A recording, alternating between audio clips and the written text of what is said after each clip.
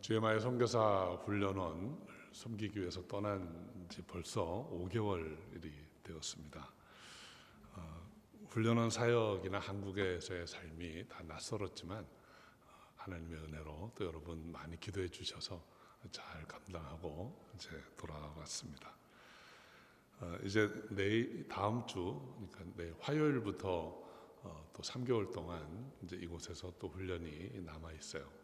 그래서 전부 7개월의 훈련 과정을 마치면 한 3분의 2쯤은 끝나는 것 같습니다. 이제 하반기에 11월에 그 파송 선교사들이 계신 곳 좀 돌아보는 사역이 있고, 또 이제 내년 훈련 받으실 분들도 이제 리크루트 해야 되는 일이 아직 남아 있어요. 지난 4개월 동안 이제 한국에서 훈련한 시간들이 제게는 참 소중한 시간들이었던 것 같습니다. 신분이 많이 바뀌긴 했어요. 저는 이제 경기도 연천 군민이 되었습니다. 그래서 거기에서 전입신고도 하고 또 운전면허도 한국에서 따고 이제 그 지역의 지리에도 이제 많이 익숙해졌습니다. 그곳에서 일과는 이제 한 4시 반쯤 일어나서 이제 계속해서 저녁 한 11시 정도에 이제 잠드는 그런 일정이에요. 근데 이제 다 참여하고 그들과 함께 지나니까 참 좋은 것 같습니다. 그래서 아주 절제 있고 저를 이렇게 잘 훈련하는 기간이 되었어요. 그래서 제 몸에 불필요한 것들은 다 없애고 건강한 모습으로 이렇게 섰습니다. 제가 저를 보면서 깜짝 놀란 게, 우리 사모가 자꾸 그런 얘기 하지 말라 그랬는데 이 푸시업을 8, 9표 펴기를 학생들하고 계속 하는데 지금은 이제 매일 50개씩 합니다. 건강해졌어요. 그러니까 여러분도 그거 해보시면 좋을 것 같아요.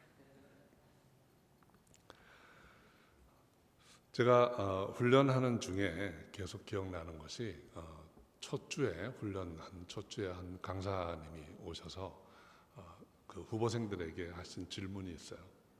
당신들은 주님 보시기에 괜찮은 사람입니까? 저는 그 질문이 제게 주신 질문이라고 생각을 하고 4개월 동안 매일 새벽에 기도할 때면 한번 스스로 물어보는 시간을 가졌습니다. 나는 괜찮은 사람인가? 내가 어떤 일을 하고 어떤 사역을 하는 걸 떠나서 주님 보시기에 괜찮은 사람인가? 그리고 많은 시간 그 질문 앞에서 다시 한번 돌아보고 회개하는 그런 시간을 가질 수밖에 없었습니다. 지난 주일, 제가 이제 지난 주일날 LA에 도착했는데, 그날 주일은 제가 그동안 이제 연천에 있으면서 정기적으로 출석했던 그 연천에 있는 작은 교회가 있어요. 그곳에 가서 이제 떠난다고 또 인사를 드리고 예배 드리고 저녁 비행기를 타고 들어왔습니다. 올 때 또 주님이 또 귀한 만남을 주셔서 우리 엄기훈 집사님과 함께 같은 비행기를 타고 이렇게 돌아왔습니다. 돌아와서 이곳에 또 와 있으니까 첫날은 조금 이상했어요. 아침에 이제 시차도 있고 그래서 일찍 일어나서 이제 서재에서 창밖을 보는데 풍경이 너무 다른 거예요. 그 연천은 앞에 강이 있고 건너편에 산이 있습니다. 근데 여기는 앞집이 보이니까 이게 좀 이상하다. 여기 맞나? 이런 좀 엉뚱한 생각을 좀 하기도 했어요. 아무튼 와서 1부 예배 때 또 이렇게 낯익은 얼굴들 보고 또 2부 예배 때 이렇게 또 뵈니까 너무 좋습니다. 그동안 보고 싶었습니다. 또 사랑합니다. 제가 선교사 훈련원에서 사역을 하면서 훈련의 핵심이 과연 무엇일까 하는 생각을 해봤는데 결국은 영성인 것 같아요. 훈련원에서 선교사를 지망하는 분들이 와서 어떤 일을 어떻게 잘할까를 가르치는 게 아니고 나는 선교사로서 하나님이 기뻐하시는 사람일까? 나는 그리스도를 닮아가는 사람일까? 하는 그 영성에 많은 초점을 맞추고 이제 매일 저녁이면 한 시간적으로는 한 10시쯤 되면 이제 제가 부고생들하고 하루 일과를 마치면서 디보션하는 시간을 갖습니다. 그때 물었던 많은 질문들이 과연 나는 어떤 사람인가? 당신이 선교사로서의 부르심이 분명한가? 하는 것을 확인하고 나누는 시간들을 많이 가졌어요. 근데 사실은 그러한 질문과 묵상하는 시간들이 저에게도 똑같은 질문으로 주어진 것이었습니다. 나는 사역자이기 이전에 하나님이 기뻐하시는 사람일까? 하나님 나를 어떻게 보실까? 하는 것에 대한 생각 또 기도를 많이 했던 것 같아요. 사실 오늘날 많은 그리스도인들의 주된 관심사 중에 하나가 이 영성이라는 것입니다. 영성을 정의할 수 있는 그런 여러 방법이 있겠지만 저는 영성이라고 하는 것이 결국 그리스도를 얼마나 닮았나, 그리스도를 닮은 정도가 영성이라고 생각합니다. 예수님이 땅에 오셔서 많은 말씀으로 가르치시고 표적과 기사를 행하시고 또 주님이 하신 일 중에 하이라이트는 고난을 당하시고 십자가에 죽으시고 부활하신 일일 것입니다. 우리가 그리스도를 닮는다고 하는 것은 그분의 말씀을 우리가 흉내내거나 또는 그분이 하신 일을 우리도 해볼 수 있는 그런 것은 아닐 거예요. 주께서 우리에게 제자가 되려거든 십자가를 지고 나를 쫓으라 하셨지만 설령 우리가 십자가를 진다 해도 그것은 주님의 십자가와는 전혀 의미가 다른 것입니다. 우리가 부활을 소망하지만 그것은 이 땅에서 우리가 흉내낼 수 있는 어떤 일은 아닙니다. 그렇다면 우리가 그리스도를 닮아가는 것, 영성을 개발한다고 하는 것이 과연 어떤 것일까요? 주님께서 보여주신 삶의 모습, 그 모습대로 나는 살려고 애쓰는가? 나는 주께서 보여주신 그 모습대로 살려고 얼마나 애를 쓰는가 하는 것, 그것이 영성이라고 저는 생각을 해요. 저는 오늘 이 본문의 말씀을 읽으면서 영성에 대해서 많은 생각을 해보았습니다. 제가 오래전에 어느 이렇게 서베이하는 그 문서가 하나 와가지고 열어보았더니 그런 질문이 있었어요. 오늘날 이민교회의 문제가 무엇인가? 뭐 여러 가지 문제가 다양한 형태로 이제 주어졌는데 뭐 그런 것들이었습니다. 뭐가 문제라고 생각합니까? 교회 안에서 성도 간의 갈등이 문제입니까? 아니면 기독교에 대해서 적대적인 환경이 문제입니까? 아니면 리더십에 문제가 있는 것입니까? 하는 많은 질문들이 있었는데 제가 그 설문을 이렇게 답하고 읽어가는 과정 가운데 내린 결론은 그리스도인, 더 정확히 말하면 그리스도를 별로 닮지 않은 또는 그리스도를 닮고 싶어 하지 않는 그리스도인들이 문제라고 생각합니다. 어쩌면 오늘날 이 신앙과 삶이 너무 괴리가 있는 그런 모습, 이것이 교회의 문제가 아닐까 하는 생각을 해보았습니다. 오늘 우리가 함께 읽었던 이 본문은 첫 번째로 말씀대로 살지 않는 그리스도인, 그리스도를 닮지 못한 그리스도인의 모습이 무엇인가를 이야기해 줍니다. 두 가지로 말해주는데 먼저 6절 말씀에 보면 규모 없이 행하는 사람이 있다고 했어요. 규모 없이 행하는 사람.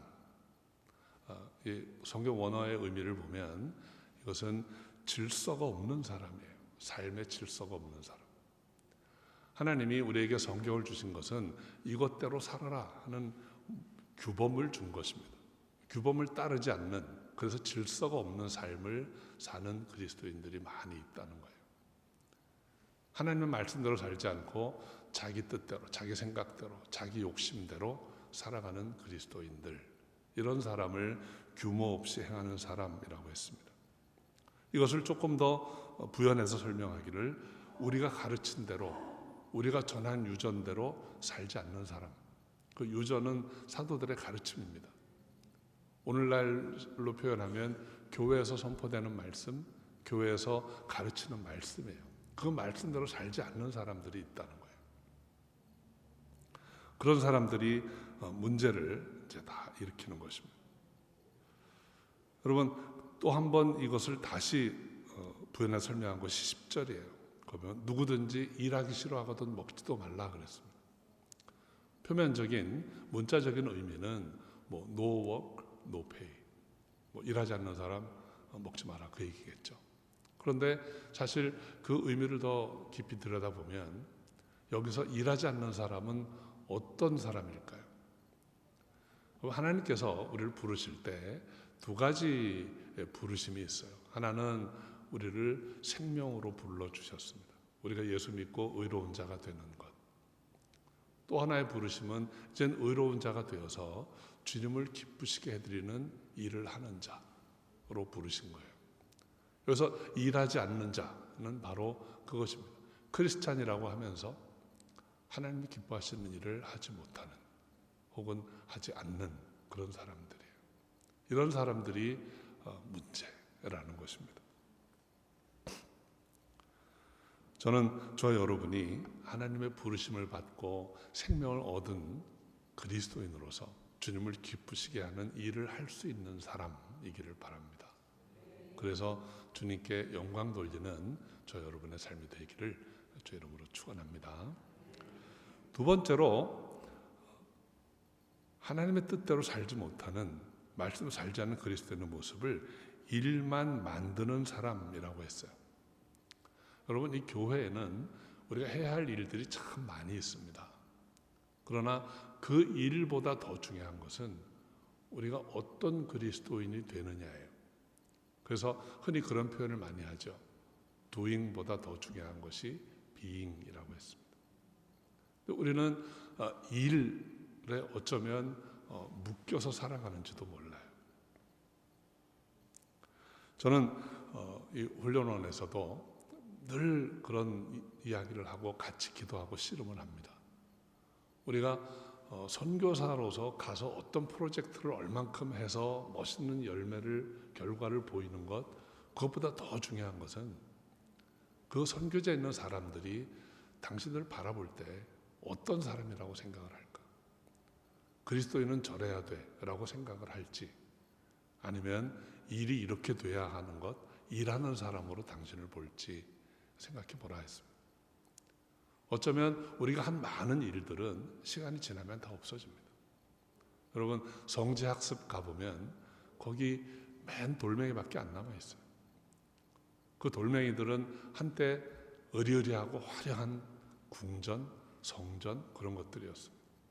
세월이 지나가면 그렇게 세워놨던 많은 것들은 아무것도 아닌 게 됩니다. 그럼에도 불구하고 그 안에 면면이 흐르는 것은 영성이에요.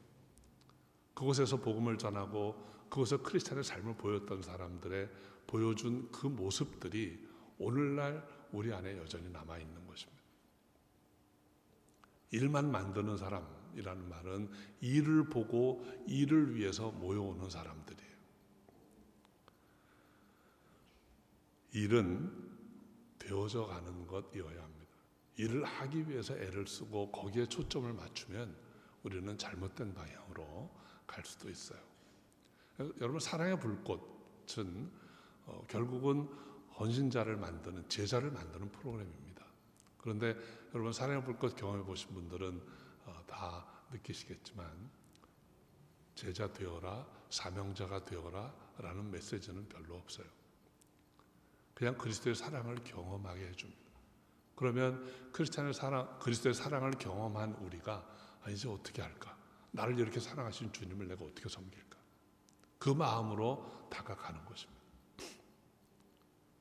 일보다 더 중요한 것은 사람입니다.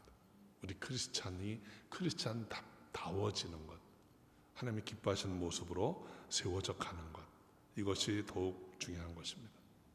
그렇게 되면 우리는 내가 만난 주님을 전할 수 있게 되고, 그렇게 되면 내가 느낀 그리스도의 사랑을 나도 전할 수 있게 되는 것이죠.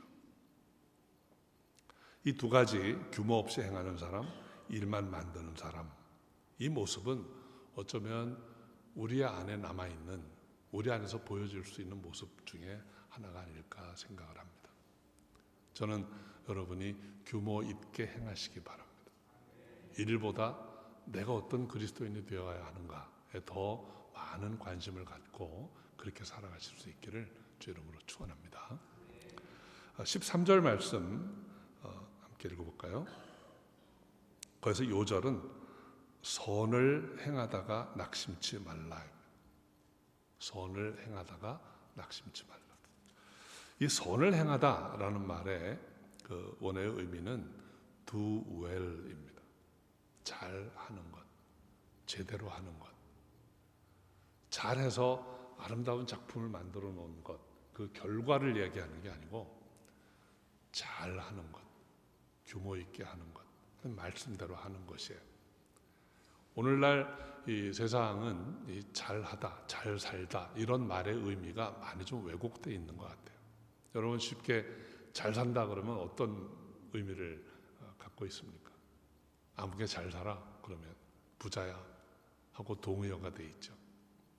아무개 시집 잘 갔어 그러면 어떻게 간 거를 잘 갔다 그래요? 부잣집에 또는 권세 있는 가문에 그게 잘 간 건가요? 가서 잘 사나요?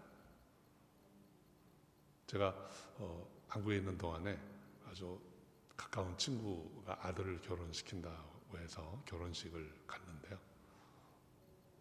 조금 무시무시했어요. 제가 한국을 떠난 지가 너무 오래돼서 그런지 그냥 결혼식 피로연에 갔는데 보니까 메뉴가 1인분에 100불이에요.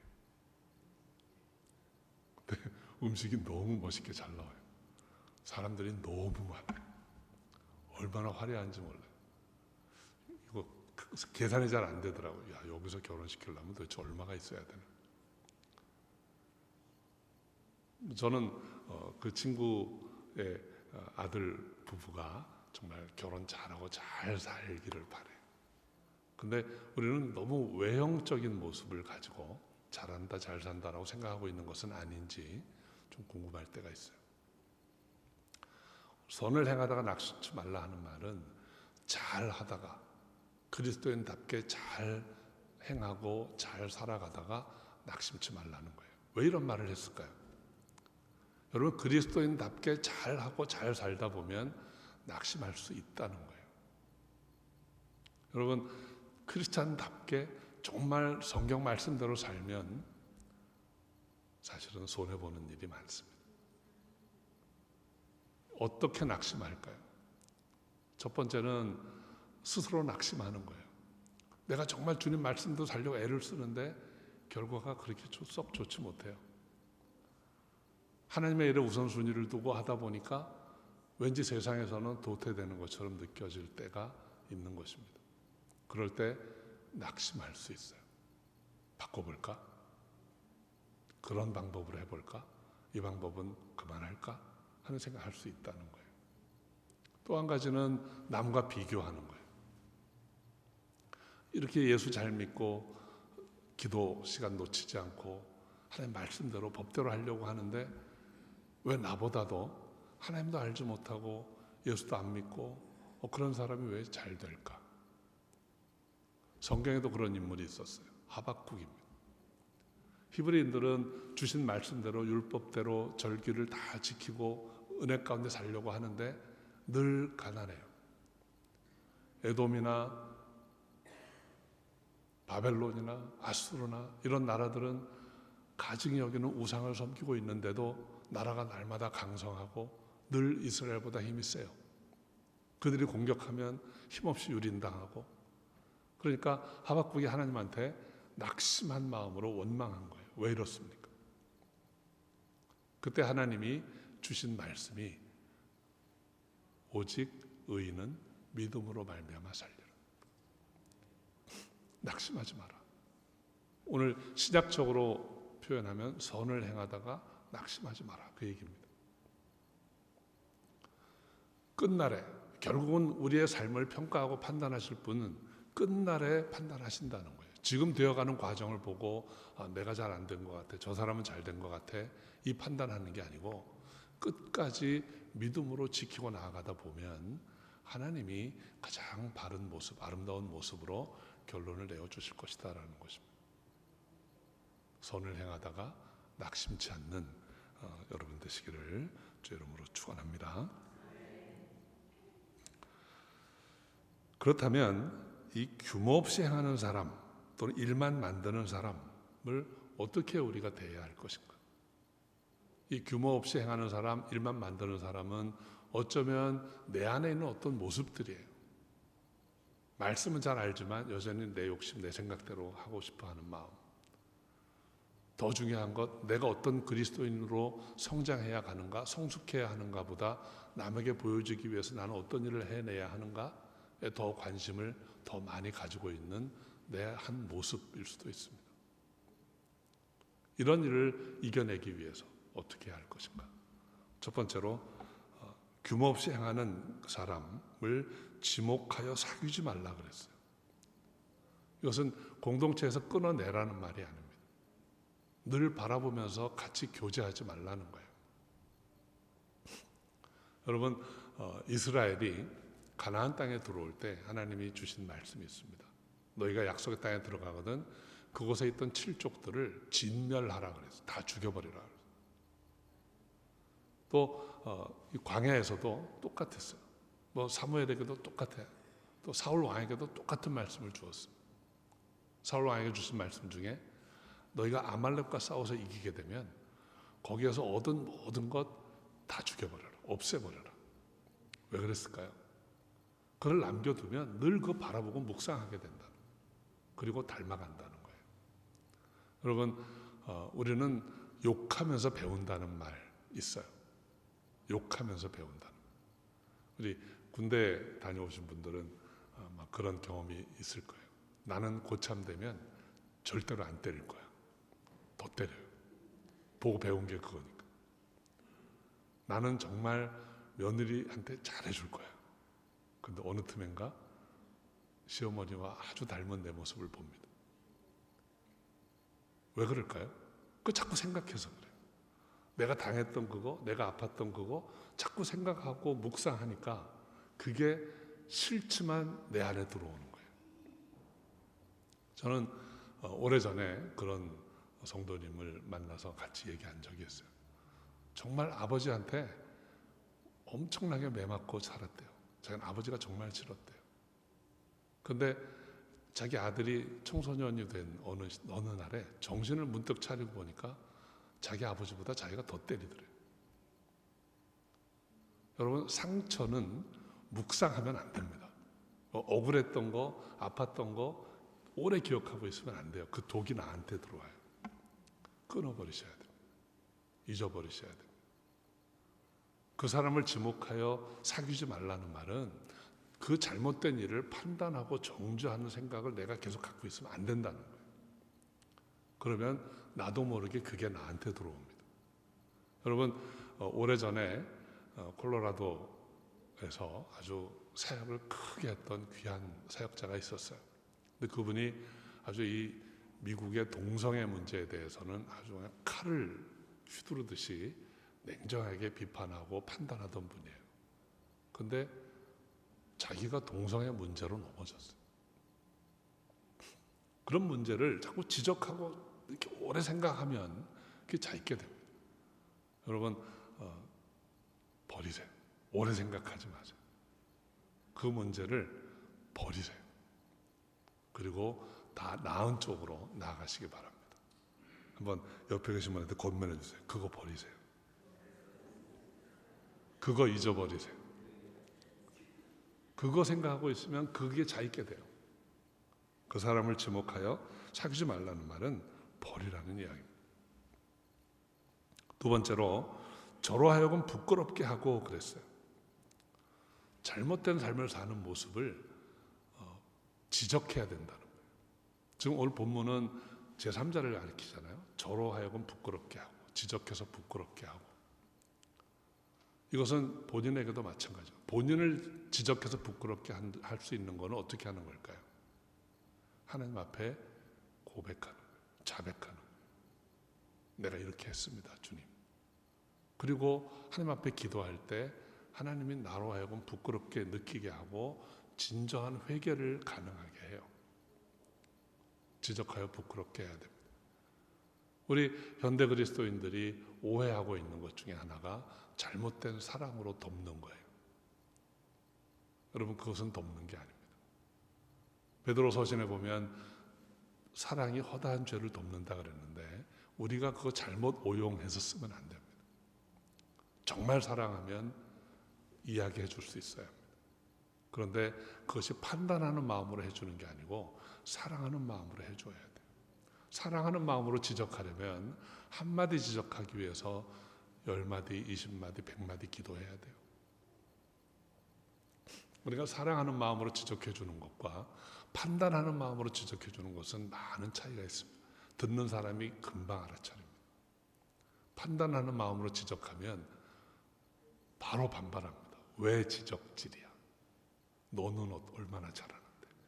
튀어나와요. 근데 정말 사랑하는 마음으로 지적하게 되면 받아들입니다. 마음이 찔림을 받고 그런즉 우리가 어찌할꼬, 이 반응이 나오는 거예요. 저는 여러분이 정말 사랑하는 마음으로 많이 기도하고 잘못된 부분을 이야기해 줄 수 있는, 그래서 스스로 부끄럽게 여기고 회복될 수 있는 그런 관계가 되기를 바랍니다. 세 번째로 원수같이 생각하지 말고 형제같이 권하라 그랬어요. 여러분, 규모 없이 행하는 사람, 유전을 지키지 않는 사람, 일만 만드는 사람이 원수는 아닙니다. 잘 몰라서 그런 거죠. 세상에 나쁜 사람은 없어요. 다만 조금 못난 사람이 있을 뿐입니다. 저는 여러분이 아무리 힘들고 어려운 일을 보아도, 또는 내 기준으로 볼 때 저거는 아닌 것 같아, 크리스찬이 저러면 안 되지 라는 생각이 들 때에도 그를 원수 삼으시면 안 돼요.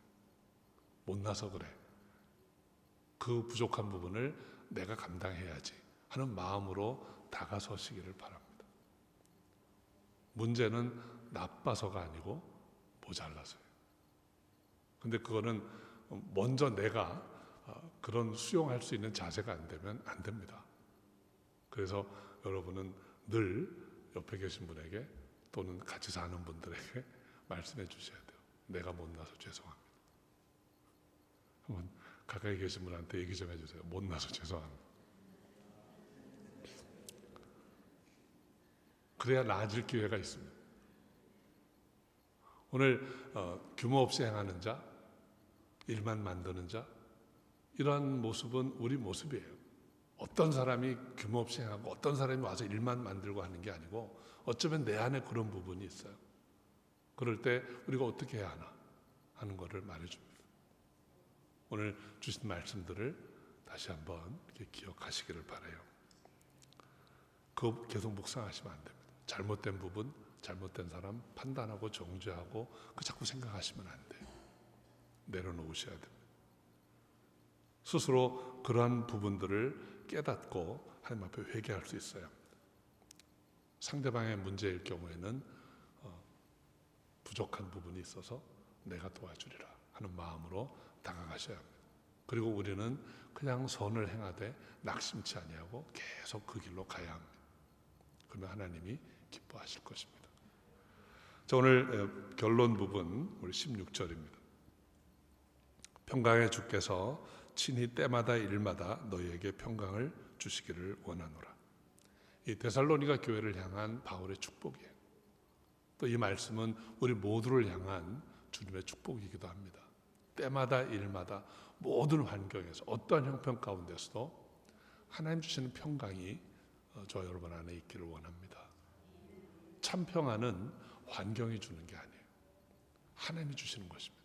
하나님 주시는 평안이 우리에게 있을 때, 우리가 그걸 꼭 붙들고 나아갈 때 아무리 세상이 힘들고 어려워도 요동하지 않는 믿음으로 나아갈 수 있는 것입니다.